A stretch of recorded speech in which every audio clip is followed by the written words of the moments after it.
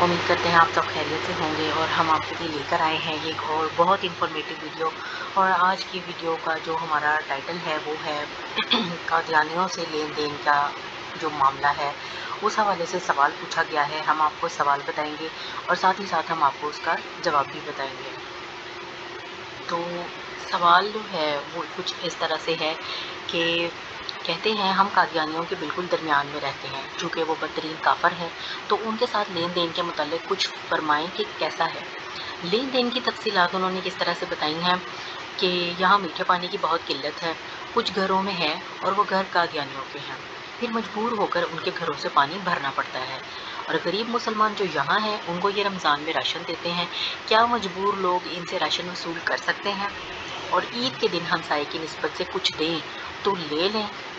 اپنا عقیدہ الحمدللہ پکا ہے، ان سے دلی نفرت بھی کرتے ہیں، پر جو مسلمان رہتے ہیں ان کے لیے رہنمائی فرمائیں۔ کئی مرتبہ محلے والے ان کے گھروں سے چینی اور پتی وغیرہ بھی لے آتے ہیں۔ تو انہوں نے ہم سے پوچھا ہے قادیانیوں سے لین دین کا مسئلہ جو کہ بوجہ مجبوری ہو سکتا ہے، تو ہم ان کو جواب اس کا یہ بتاتے ہیں کہ قادیانیوں کے ساتھ لین دین سے مکمل احتراز کریں۔ جہاں تک پانی یا رمضان کے راشن کی بات ہے تو اپنے علاقے کے مخیر حضرات کو یا ختم نبوت والوں کو اس طرف متوجہ کریں تاکہ ان کا کچھ نہ کچھ انتظام ہو سکے۔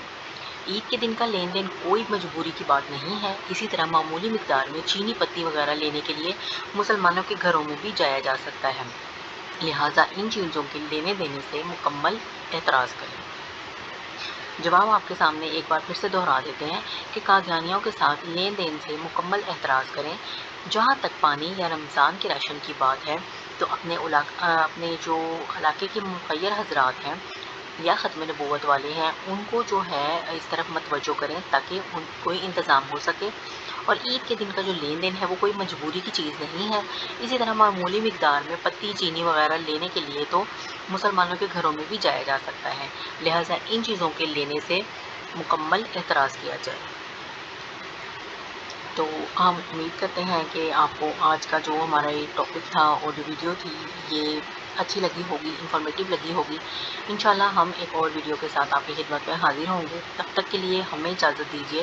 اللہ حافظ۔